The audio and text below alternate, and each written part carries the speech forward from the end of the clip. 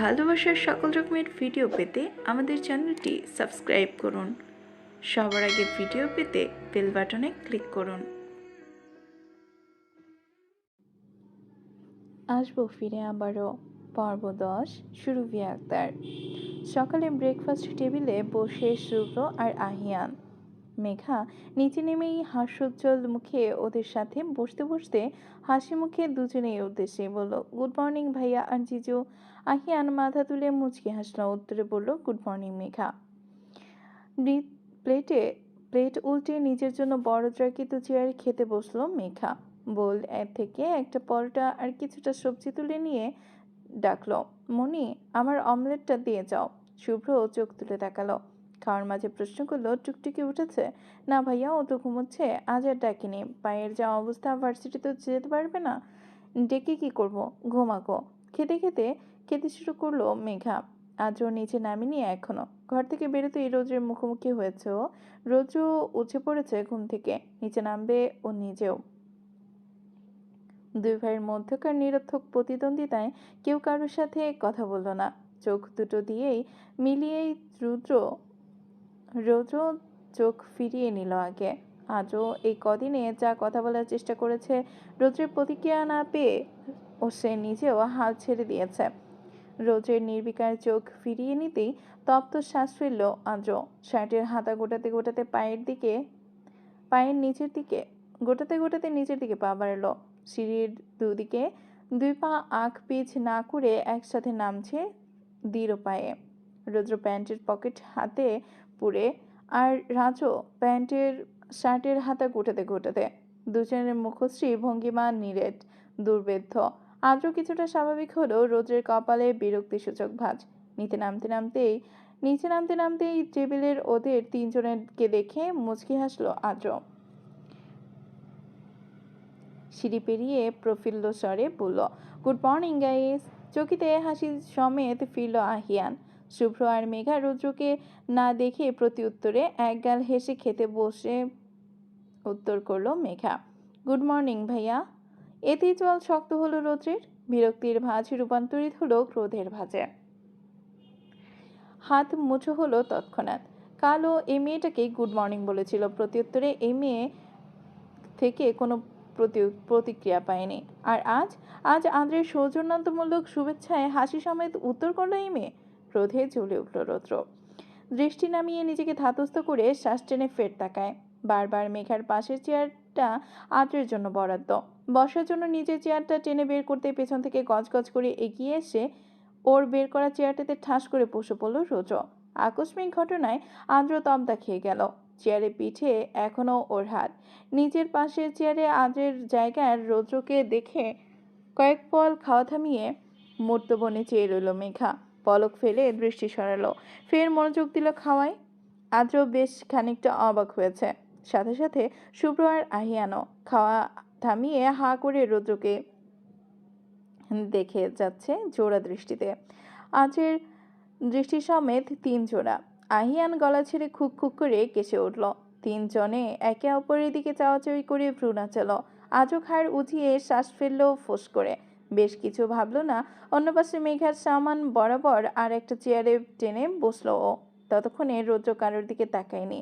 আজও পরোটা, সবজি, ডিম সেদ্ধ সবটা নিজের প্লেটে নিজেই উঠিয়ে নিল। নামিয়ে খেতে আরম্ভ করেছে, এরই মধ্যেই বাকি আছে রৌদ্র। নিজের হাতে এক গ্লাস পানি ঢেলে খায়নি কখনো, সে কি করে একা একা বেড়ে খাবে নাকি? বসে থেকেই হুঙ্কার ছুড়ে রৌদ্র, মম খেতে দাও। কিচেন থেকে তড়িঘড়ি করে বেরোলেন রুবিনা কবির, প্লেটে সবটা বেড়ে দিলেন। শাহিনা কবির বেরোলেন আর এক মুহূর্ত বাদে। মেঘার জন্য অমলেট করে নিয়ে আসলেন তিনি। মেঘার প্লেটে এক পাশে সেটা রেখে আবারও কিচেনের দিকে এগোলেন। খাবার চিবোতে চিবোতে বলল মেঘা, থ্যাংক ইউ মনি। রোজও এ বেলায় আর চোখে তাকালো মেঘার দিকে, পর মুহূর্তেই ওর প্লেটের দিকে।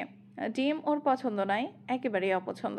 এবারই সকালের নাস্তায় সবারই পাতেই ডিম সেদ্ধ পড়ে, তবে মেঘার ক্ষেত্রে আলাদা রেখে কপাল কুচকালো রোজ। এই মেয়ে সেদ্ধ ডিম পছন্দ করে না, এটা রোজের অজানা।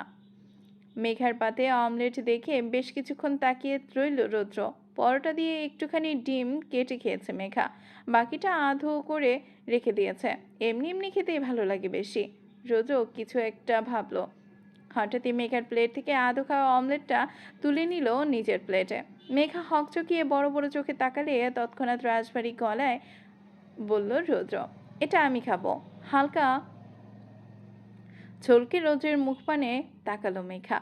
মুহূর্তেই কণ্ঠস্বর একে একে বাকিয়ে খাওয়া ফেলে তাকায় জুবিনা কবির ছেলের পাশেই দাঁড়িয়েছিলেন। তিনি হতবাক হয়ে কিছু বলার আগেই মেঘা দাপুটে গলায় কণ্ঠ খিচে বলল, এটা আমার ডিম। রুদ্র সহসা তাকালো মেঘার চোখ পানে। মেঘার রাগান্বিত লালচে দৃষ্টি, বিপরীতে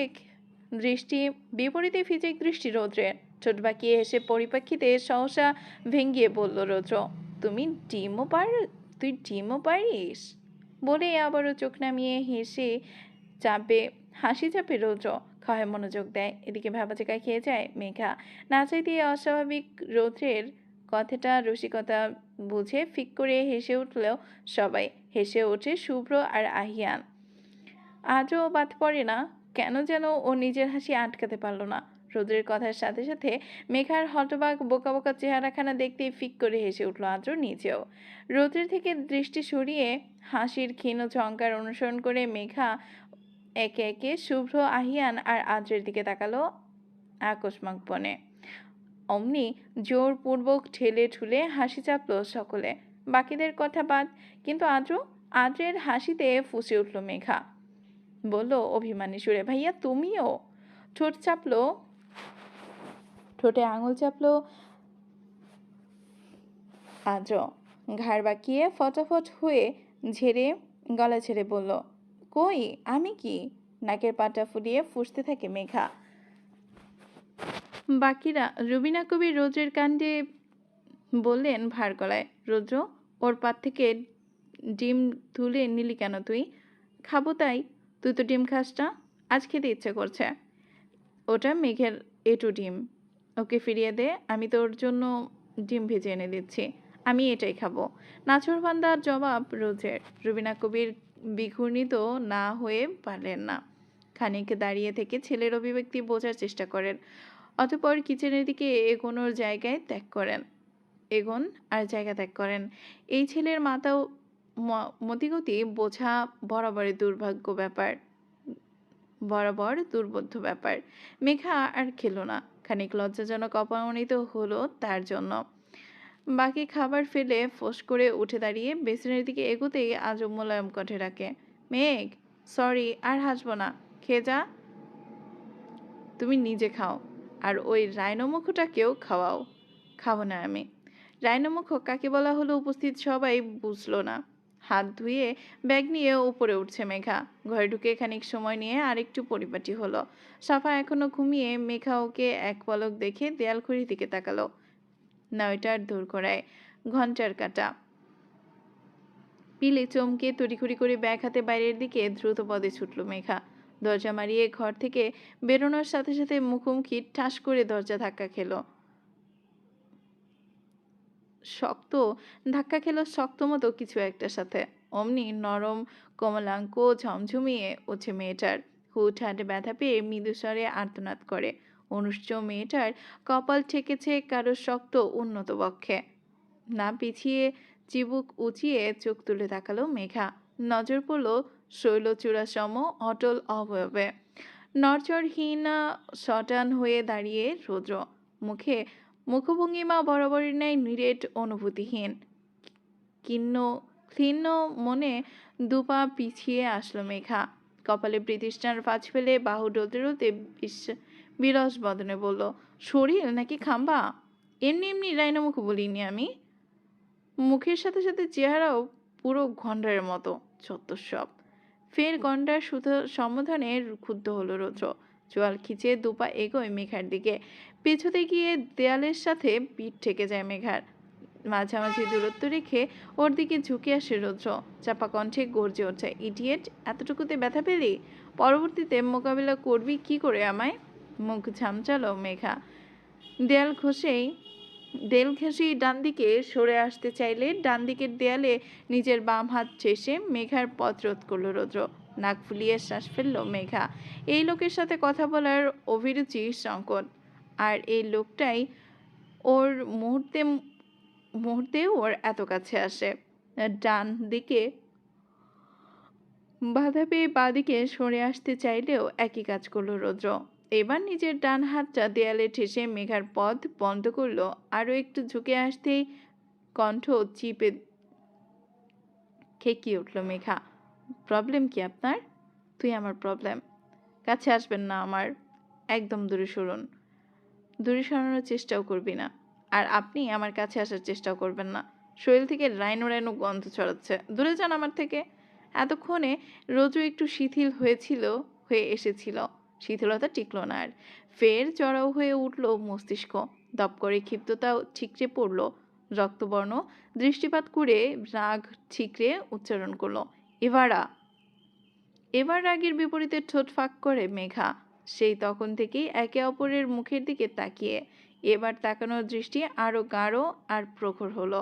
মেঘার চোখের নিচে তাকিয়ে রাগ সামলাতে ডান হাতের দেয়ালে পাঞ্চ বসালো রৌদ্র।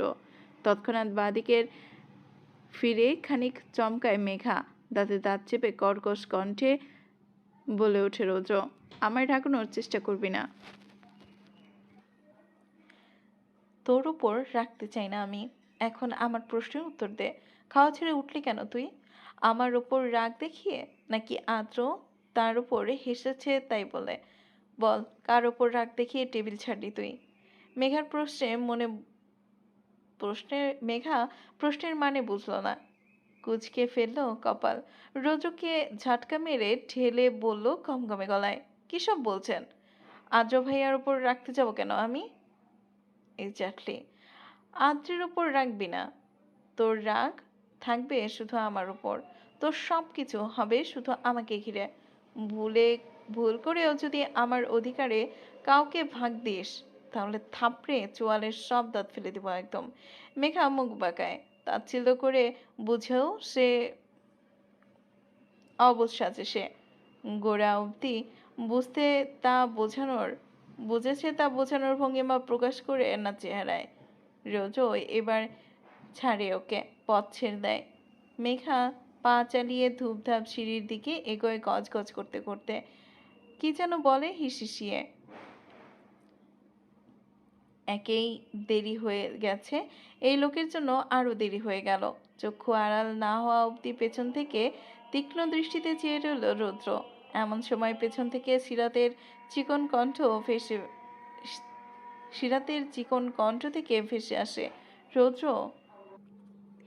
সিরাতের ঘরে বেলকনিতে বুকে আড়াআড়ি হাত ঠেসে দাঁড়িয়ে আছে রৌদ্র। চোখে মুখে স্পষ্ট বিরক্তি, কপালে প্রীতৃষ্ণার ভাঁজ। কোনোরূপ কথা না বলে সিরাতকে টেনে হিড়হিড়ে নিজের রুমে নিয়ে এসেছে। বাধা দেওয়ার ক্ষমতা ছিল না রৌদ্রের। ওকে বারান্দায় দাঁড় করিয়ে রেখে এই মেয়ে এখন উধাও। বলে বলে তো গেল এক পাও নড়তে না। কথা অনুযায়ী নরেনি। রৌদ্র বিরক্ত সমেত দাঁড়িয়ে আছে। মিনিট পাঁচেক বাদ সিরাত আসলো। নিচে গিয়েছিল আহিয়ানকে অফিসের জন্য বিদায় দিতে। রামিসাকে খাইয়ে রুবিনা কবিরের কাছে দিয়ে ফ্রি হয়ে আসলো সে। ঘর পেরিয়ে বারান্দায় গিয়ে রোজকে দেখে হতভম্ব হয়ে ডাকলো, রোজ, আছিস? আমি ভেবেছিলাম চলে যাবে। বিরক্তির মাত্রা বাড়ল রৌদ্রের। চলে যাবে মানে? এ কেমন ঠেস দেওয়া কথা? বিরক্তি গিলে গমগমে স্বরে বলল, এখানে কেন ডাকলে সেটা বলো। বেরোবো আমি, এখানে থাকার সময় নেই। সময় নেই কেন? কোথায় বেরোবি? কি কাজ তোর বাইরে? সারাটা দিন বাইরে কি করিস তুই? রোজু খানিক জড়িয়ে এলো, কণ্ঠ নিয়ে বলল, কাজ আছে। কি বলবি তাড়াতাড়ি বলো। তোকে দেখে অবাক হচ্ছি। কেন? অবাক না হওয়ার তো কোনো কারণ নেই। শুধু আমি কেন, বাড়ির সবাই স্তম্ভিত হচ্ছে তোর বিহেভিয়ারে। কেউ প্রকাশ করছে না দেখে সবটা নর্মাল আছে এখন অবধি। তোর কি হয়েছে বলতো? কি হবে?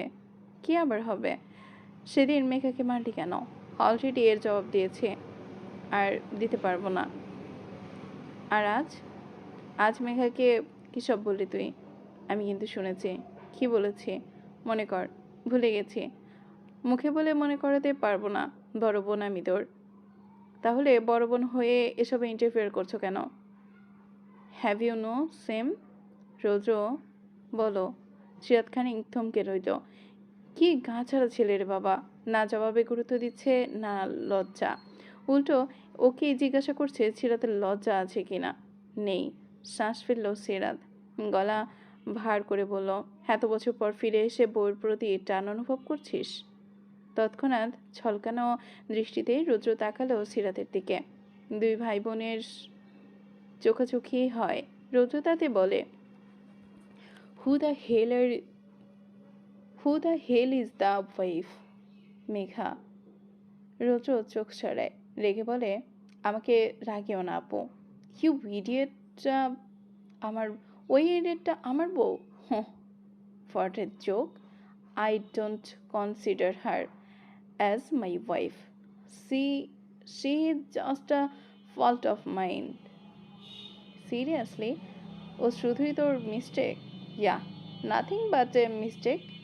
ভেবে বলছিস? একদম। সিরাত ভুল যায়, শব্দ করে শ্বাস ফেলে। রোজের ডান বাহুতে চাপড় মারার ভঙ্গিতে বলে, গুড। যদি এটাই হয়ে থাকে, যদি ও শুধু তোর ফল্ট হয়ে থাকে, যদি ওকে তুই সত্যি বউ না মেরে থাকিস, তাহলে এটা পরবর্তীর জন্য ভালোই হবে। পরবর্তীতে এই নিয়ে ঝামেলা হবে না আর। মেঘা ওর পথে এগোতে পারবে, নিজের মতো করে ওর জীবনটা সাজাতে পারবে অন্য কারোর সাথে। এটা ওর জন্যই ভালো হবে, বুঝেছিস? আব্বু তো বলেছিল, যদি বিয়ে হয়েই থাকে তাহলে ডিভোর্স হবে। বেকার বেকার অন্যের বউয়ের তকমা লাগবে কেন মেয়েটার শরীরে? তোর সাথে ডিভোর্স না হলে তো ও আর কাউকে বিয়েও করতে পারবে না। তুই বরং এবার দেশে ফিরে এসে একটা সুযোগ করে দিয়েছিস। এবার আইনিভাবে তোদের ডিভোর্স দিতে হবে। যদিও তোদের এই চাপা বিয়ের ব্যাপারে তেমন কেউ একটা জানে না, এতে ডিভোর্স করানোতে সুবিধাই হবে, ঝামেলা পোহাতে হবে না বেশি। তুই তো ফিরবি আবার। কিরে, সত্যি ফিরবি? তুই তো বেপরোয়া, কারোর কথা শুনিসও না, কারোর ধারও ধারিস না। ফিরতেও পারিস, তবে হ্যাঁ, ফেরার আগে ডিভোর্স পেপারটা সাইন করে দিয়ে যাস। নয়তো পরে এক দেশ থেকে অন্য দেশে এসব পেপার পাঠানো জটিল ব্যাপার হয়ে যাবে। অত জটিলতার চেয়ে এটাই ভালো হবে যাওয়ার আগে ডিভোর্স পেপারটা সাইন। সিরাত আর কিছু বলতে পারল না। ওকে বলার সুযোগ দেয় না রুদ্র, আর না শোনার প্রয়োজন বোধ করে। শেষে সিরাতের দিকে এক পলক রোষ দৃষ্টিতে নিক্ষেপ করে তাকিয়ে ফোঁস করে গজগজ পায়ে বারান্দা ত্যাগ করে সিরাতকে টপকে। সিরাত কথা শেষ না করেই ওকে যেতে দেখে পেছন থেকে ডাকলো, রুদ্র, আরে শোন, আমার কথা এখনো শেষ হয়নি। যাওয়ার আগে ডিভোর্স, ব্যাস এটুকুই। এবারও শেষ করতে পারল না কথা। বারান্দা পেরিয়ে ঘর, অতঃপর ঘর পেরিয়ে বাইরে বেরিয়ে ঠাস করে দরজাটা সজোরে লাথি বসালো রুদ্র। বিকট শব্দে চোখ খিচে খানিক চমকে চুপসে গেল সিরাত। কথাটুকু আর শেষ করতে পারল না। হিসিয়ে নিজের ঘরের দিকে এগোলো রুদ্র। ও চলে যাওয়ার এক মুহূর্ত বাদে ফিক করে হেসে ওঠে সিরাত। দুদিকে ঘাড় বাঁকিয়ে বিড়বিড়িয়ে কিছু একটা বলল। সন্ধ্যা গড়িয়ে আজ ছাদে ওঠা হয়নি টুকটুকির বিরহে। বেচারি হাঁটতে পারছে না, সেই ঠিকই ভাবে শুয়ে আছে, খালি গিলছে সারাটা দিন। শুভ্র সাদা শুভ্র এক গাদা চকলেট স্ন্যাক্স এনে দিয়েছে ভার্সিটি থেকে ফেরার পথে। আজও নিয়ে এসেছিল। সারাটা দিন এসবই গিলে গেছে সাফা। মুখ বন্ধ রাখিনি এক মুহূর্ত। সাফা খেতে খেতে পরখ করছে মেঘাকে বেশ কয়েকবার। হাতের চকলেটটা প্রায় শেষ, আর 2 বাইট নিলেই শেষ হয়ে যাবে। পাশে তাকালো, বিছানায় শুধুই র্যাপারগুলো পড়ে আছে অবহেলির ন্যায়। কতগুলো চকলেট নিয়ে বসেছিল, সব শেষ। এত তাড়াতাড়ি চকলেট আর এক কামড় বসিয়ে ডাকলো সাফা, মেঘা, টেবিলের ড্রয়ারে কিছু ক্যাডবেরি আছে, দে না প্লিজ, এইটুকু শেষ হয়ে গেছে। মেঘা তাকালো হাঁ বনে। এই মেয়ে এত তাড়াতাড়ি সব শেষ করলো? সব শেষ করেছিস? খেয়ে ফেলেছি। টেবিলের ড্রয়ারে আরও কয়েকটা আছে, আমি দেখেছি কাল, তবে খাইনি। দে না, ওগুলো আমার। আদ্র ভাইয়া সেই কবে এনে দিয়েছিল, এখনো খাইনি আমি। আর তুই এক বসায় এত চকলেট খেয়ে নিলি? কি করব, ছোচা জিভে লোভ সামলাতে পারে না। তুই তো খাবি না জানি, দে না। মেঘা বই বন্ধ করে উঠে দাঁড়ালো। ড্রয়ার থেকে চকলেটগুলো বের করে মেঘার পাশে ওর দিকে বাড়িয়ে দিয়ে বলল, একটু কম খা মা, মা আমার, এত খেলে ক্ষতি হবে। বুঝিস না কেন? কে শুনে, কে বোঝে না শুনি? পুরুষালী উদ্ভাসিত ভরাট কণ্ঠে দুজনে বিচলিত চকিত তাকায় দরজার পানে। ফ্লাওয়ার বুকের হাতে নিয়ে এক সুদর্শন যুবক, পরনে তার সাদা শার্ট আর কালো প্যান্ট, ঠোঁটে একরাশ কুসুমিত হাসি। সাফা দেখে চেঁচিয়ে ওঠে হকচকায়, হকচকিয়ে হয়ে বলে, ইয়ে, মাই বডি, মাই বাডি, ইয়েস বাডি। এগিয়ে যায় ছেলেটা। পেছন থেকে শুভ্র ঘরে না ঢুকে থমথমে গলায় বলল, আমি ফ্রেশ হতে গেলাম, বলেই চলে গেল সে। ছেলেটা এগিয়ে গিয়ে বিছানার পাশে দাঁড়ায়। প্রথমেই নজর দেয় সাফার পায়ের দিকে। অমনি হাসি গায়েব হয়ে যায় ঠোঁট থেকে। কপালে ভাঁজ ফেলে দীর্ঘশ্বাস ফেলে। পা ভেঙেছে শুনলাম, এখন কেমন আছিস? খুব ভালো।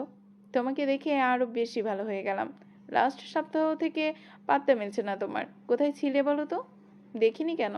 শহরে ছিলাম না, আজই আসলাম। ছেলেটার হাতে একটা তাজা ফুলগুলো ভীষণ টানছে সাফাকে। হাত কিলবিল করছে ওর এগুলো ছুঁয়ে দেওয়ার জন্য। ছেলেটা বুঝতে পেরে মৃদু হেসে ফুলগুলো বাড়িয়ে দিল। অমনি ঝাঁপিয়ে পড়ল সাফা।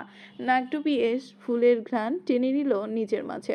গদগদ হয়ে বলল, থ্যাংক ইউ ভাইয়া। কপাল কুঁচকে ফেলল ছেলেটা, বাদ ছাড়ল। ডোন্ট কল মি ভাইয়া, কল মি বাজি, নয়তো সব ফুল ফিরিয়ে নিয়ে যাব। এ, আমি দিলে তবেই তো। এসব আমার, আর আমার জন্যই এনেছো আমি জানি। মুচকি হাসলো ছেলেটা। মেঘার দিকে তাকালো এ পর্যায়ে। হাসি চড়া করে বলল, কেমন আছো মেঘা? মুচকি হেসে উত্তর দিল মেঘা, জি ভাইয়া ভালো, আপনি? ভালো আছি, তবে শুনলাম সাফা নাকি ভালো নেই। এই পা ভাঙলি কি করে তুই? দেখে চলতে পারিস না? পড়ে গেছিলাম। ভাঙিনি, মুচকেছে। হাঁটতে পারিস? কাল থেকে পারবো। শ্বাস ফেললো ছেলেটা বুক চিরে। সরু মলিন চোখে পাখানা পরক করে করলো সাফার। কিছুক্ষণ পর বাড়িতে ফিরল আদ্র। বেরিয়েছিল সে ফ্রেশ হয়ে। ঘর হতে বেরোতে মুখোমুখি হয় শুভ্রর।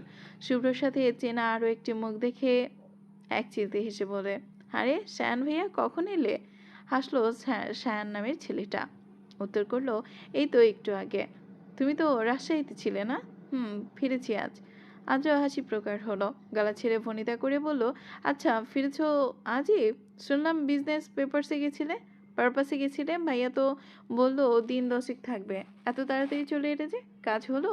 চোখ পাকালো শায়ান। শুভ্রের রাগী ভঙ্গিমা দেখে দাঁত চেপে বলল, শালা রাগাস না, আমাকে রাগানোর চেষ্টা করছিস।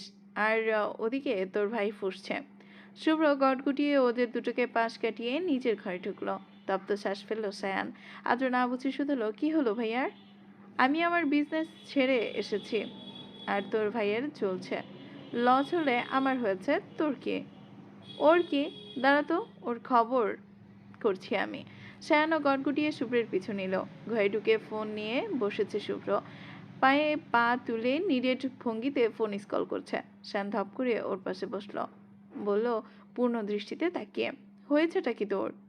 এমন ভাব করছিস যেন তোর বিজনেসে ক্ষতি হয়েছে। ক্ষতি হলে আমার হয়েছে, তোর কি এতে? শুভ্র তৎক্ষণাৎ জল জল চোখে তাকালো। খ্যাটখ্যাট করে স্বরে বলল, তোর বিজনেস নয়, তোর বাপের বিজনেস। আর তোর বাপ আমার শ্বশুর। আমার শ্বশুরের লাখ টাকার ডিল ক্যান্সেল করে কোন আক্কেলে 3 দিন আগে বাড়ি ফিরলি তুই? কতগুলো টাকার ব্যাপার আছে ওখানে জানা নেই তোর? আজকে কনফারেন্স মিটিংয়ে অ্যাটেন্ড হতে পারিসনি। এর অর্থ কি? এই পুরো সপ্তাহের সব পরিশ্রম জলে ভাসিয়ে দিলি। এতগুলো টাকা ইনভেস্ট করে হয়েছে, গায়ে লাগে না তোর? লাগে তো, ভীষণ গায়ে লাগে। যার জন্য গায়ে লেগেছে তার জন্যই ছুটে এসেছি আমি।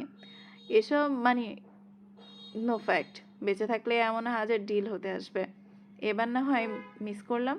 আমার কিউটি পায়ের জন্য একটু ছাড় দিতে পারি। শুভ্র দুই দিকে মাথা নাড়ল। এই পাগলকে কিছু বলে লাভ নেই। এই ছেলে একটা ফোন কলে ভালো মতো সবটা না শুনেই এক ছুটে রাজশাহী থেকে রাজধানীতে আসতে পারে লাখ লাখ টাকা এগ্রিমেন্ট ফেলে। সে ছেলেকে আর কি বোঝাবে ও? বোঝালেও এই পাগল বুঝবে নাকি? শায়ান সোফার পেছনের দিকে হেলে মাথা এলিয়ে দিল। চোখ বুজে শ্বাস ফেলে মৃদু স্বরে বলল, তোর বোনকে খুব লেগেছিল।